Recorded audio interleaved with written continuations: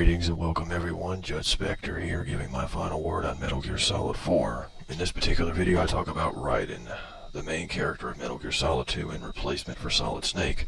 This character has been widely hated by pretty much every Metal Gear Solid fan for being a replacement.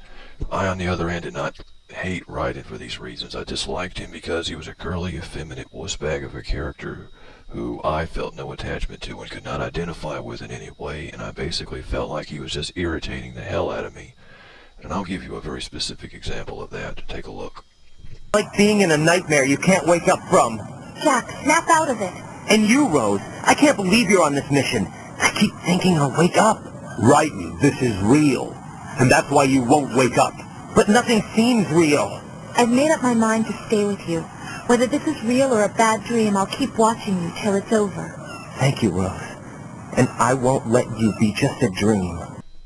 And this would continue for quite some time.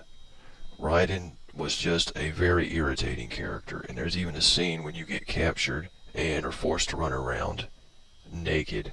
I have scars on my soul from that scene that will never leave me. Now, Metal Gear Solid 4 rolls around, and Raiden makes a return. And somewhere along the way, Hideo Kojima and his creative staff must have decided that their entire Metal Gear Solid 4 audience are 12-year-olds, because give Raiden a new sword and a new gimmick, and apparently we're all supposed to forget about what a wimp of a character he was in the last game by just the fact that he does a lot of flips and kicks and fancy moves in this game. Now, if this had been 10 years ago, maybe that would have worked, but it really didn't do anything for me. And really, once I saw this scene, it really became difficult for me to take anything I saw in Metal Gear Solid 4 seriously, because this fight with the Gecko and with Vamp is just completely over the top, over-exaggerated, and looks more closely like they're actually dancing than fighting. It was just ridiculous. I'm not really a huge fan of over-stylization, and that's pretty much what I saw in this. And apart from that, we really don't learn anything about Raiden and like how he became a cyborg in the first place, since he obviously wasn't a cyborg in the first game. Was it voluntary or involuntary? If it was the latter and he was turned into a cyborg, he certainly didn't seem to be bothered by it. You know, being turned into a robot and losing your humanity. It's like he really didn't care. He seemed to be pretty much okay with it. And if he really didn't care, I don't really see a reason why I should either. And basically, he actually commits self-sacrifice to save Solid Snake here. And for some reason, he actually manages to survive this. And I find it very difficult to believe that, considering the fact that he was almost killed in his fight with Vamp, that he was able to actually survive this. Now, he could easily have just died here and it would have been great, you know, send him out with a bang.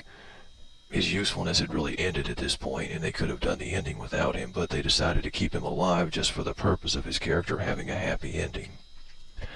And I don't really know why, but when I saw this scene right here of his visor going out, it just kind of reminded me a little bit of the Transformers movie when Optimus Prime died. I don't know why, I just kind of did. Now, despite the negative things that I've said about Raiden and Metal Gear Solid in general, this series is a fantastic video game series that has given me some of the greatest moments that I'll ever have in my gaming life. Memories that I will never forget.